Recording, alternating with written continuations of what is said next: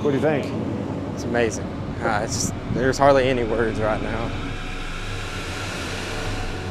I'm glad it was worth the wait. Thank you for letting us have the opportunity to make your wish come true. It meant the world for all of us. Thank you. All right.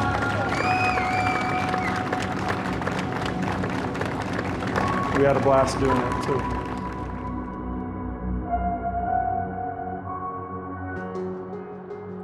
I'm really happy about today because this is the first wish I've granted in 15 months since the pandemic started. I couldn't be happier with how it turned out. It was well beyond my expectation where it came out to be.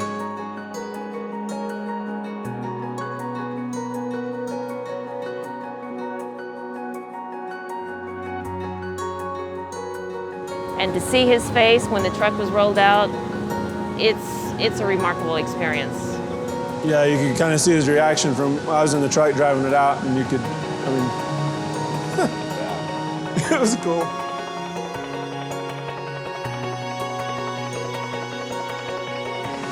It was pretty spectacular.